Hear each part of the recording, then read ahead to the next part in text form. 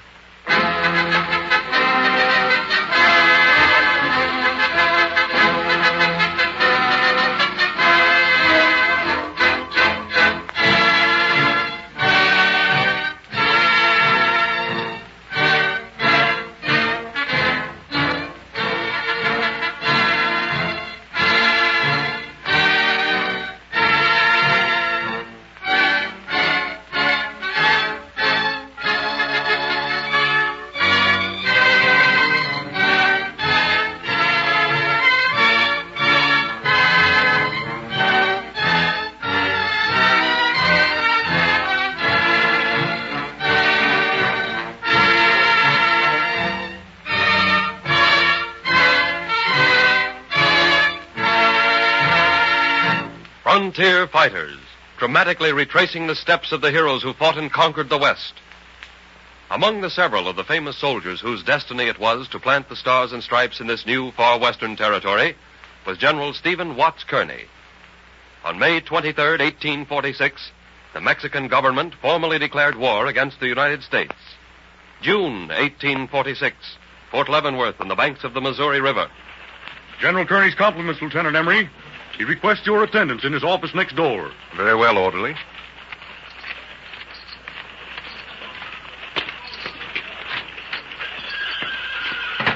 You sent for me, sir? Yes. Sit down, Mr. Emery. Thank you, General Kearny. Mr. Emery, as the new commander of the Army of the West, I leave in a few hours to engage the enemy in New Mexico and California, and to once and for all establish the stars and stripes in those territories. I know, sir. I was just coming in to extend my congratulations. Thank you. Emery, how would you like to come along as my topographical officer to draw the maps of the entire campaign? I'm a soldier, sir, and I go where I'm ordered. Yes. Now, Emery, our first objective is Santa Fe, New Mexico. That means 900 miles of hard riding, with the prospect of considerable resistance by the Santa Fe troops at the end of our journey. You understand? Yes, sir. Good. Orderly? Yes, sir. See that Lieutenant Emery's field equipment is packed at once. Yes, sir. Now, Mr. Emery, here's what I want in the map line. We must trace a clear trail across the mountains.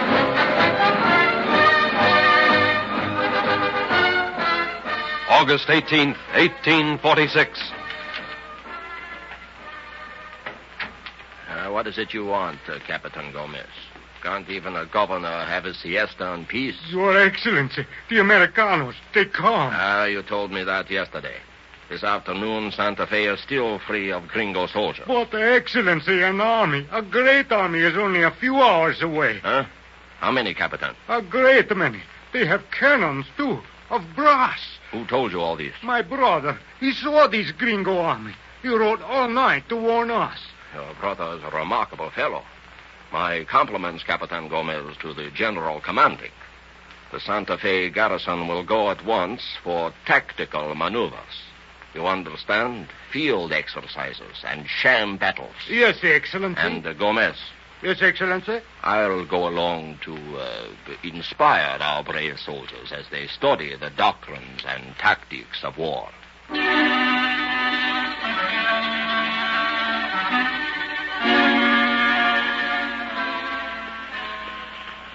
Welcome to Santa Fe, General Kearny. I'm Charles Bent. Why, of course. I didn't recognize you under that big hat. Oh, where's the enemy? Expected to fight. The governor's giving the local garrison some lessons in tactics. Must be 50 miles away by now. Discretion is the better part of valor, huh? Yes, sir. Now, Bent, I'm pushing farther west soon to California, and Oh, what is it, Lieutenant Emery? A joint message has just arrived, sir, from Commodore Stockton and Lieutenant Colonel Fremont. What's it say? The message says, sir, that the Californians are becoming increasingly difficult to manage. Both Commodore Stockton and Colonel Fremont request that you make all possible haste to California, sir. Well, then, we'll start as soon as our equipment can be repaired. Prepare that order, Mr. Emery, immediately. Yes, sir. It's on to California.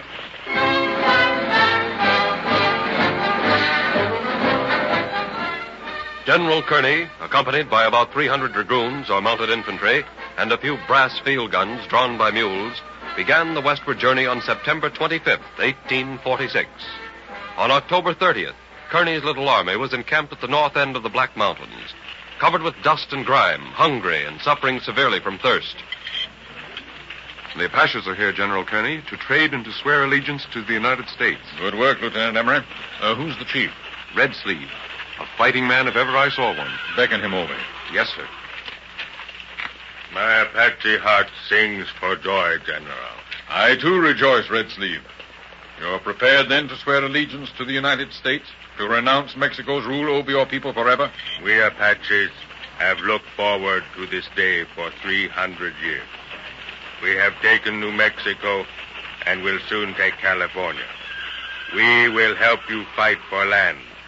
We care nothing for land. We fight for the laws of Montezuma and for food.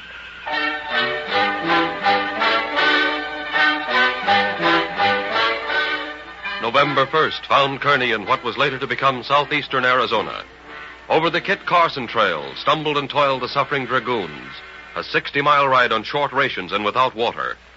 November 6th, the cavalcade camped along the San Pedro River, 500 miles from the nearest white settlement. November 23rd, Lieutenant Emery and a soldier climbed a small butte overlooking a stream. Look, Lieutenant Emery, a river. The general was right. That's the Colorado River. Hand me my sketch map and pencil. Here they are, sir. We'll take our first sight from that saddleback hill over there. Say, soldier, isn't that a Mexican coming our way? It sure is, sir. He's well mounted and wears fancy clothes, too. Keep down and we'll surprise him. He may give us some valuable information. I'm down, sir.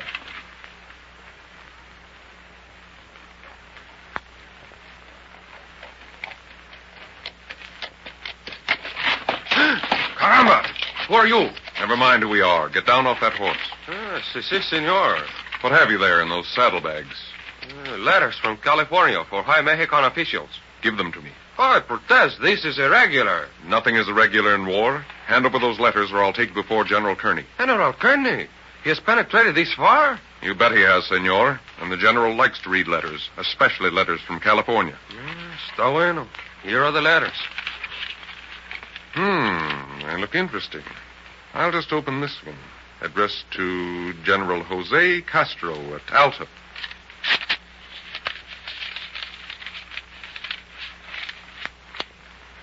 Listen to this, soldier. The Mexicans in Southern California have engineered counter-revolutions and have expelled Americans from Los Angeles, Santa Barbara, and other towns. The letter says the Mexican tricolor again floats over these cities. But it won't for long, soldier. It won't for long.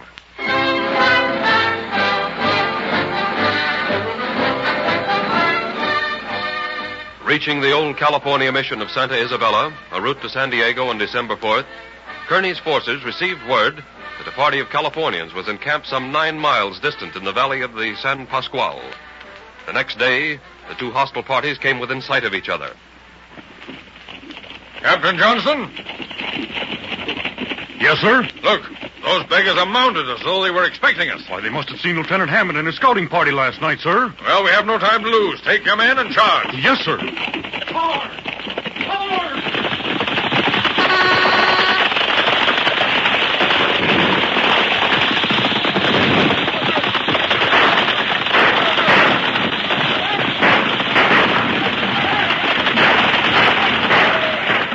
Californians have drawn up. Captain Gillespie? Yes, sir. We'll follow. Looks like a hand-to-hand fight. Yes, sir. Out!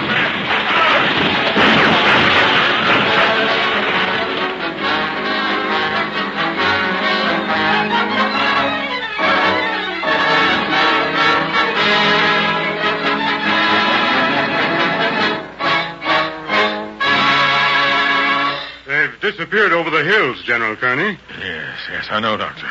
Why, sir? You're wounded. Never mind me. First, go and dress the wounds of the soldiers who need more attention than I do. When you've done, then come to me. But, sir... That's an order. Yes, sir. And if we... Oh, quick! Orderly! Brandy!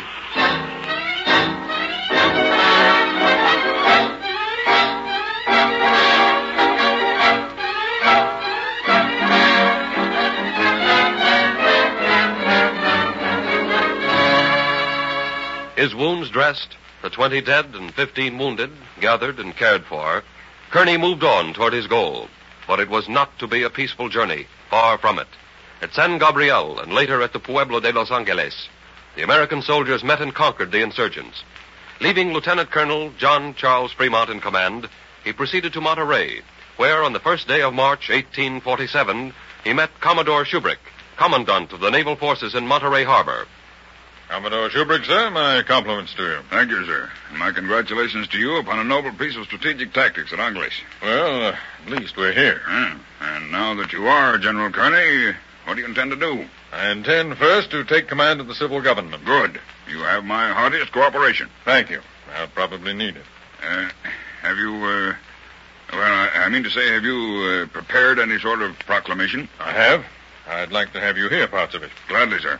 Well, it begins, the President of the United States, having devolved on the undersigned the civil government of California, he enters upon the discharge of his duties with an ardent desire to promote as far as possible the interests of the country and well-being of its inhabitants. Good, splendid. Then, further along, I say, it is the desire and intention of the United States to procure for California, as speedily as possible, a free government like that of their own territories. And they will very soon invite the citizens to exercise the rights of free citizens in the choice of their own representatives. Excellent. And I have ended the proclamation, Americans and Californians, from henceforth one people. Let us then indulge one desire, one hope. Let that be for the peace and tranquility of our country. Let us unite like brothers and mutually strive for the improvement and advancement of this, our beautiful country, which within a short period cannot fail to be not only beautiful, but also prosperous and happy. Given at Monterey, capital of California, this first day of March in the year of our Lord, 1847, and of the independence of the United States, the 71st. S.W. Kearny, Brigadier General, USA, and Governor of California.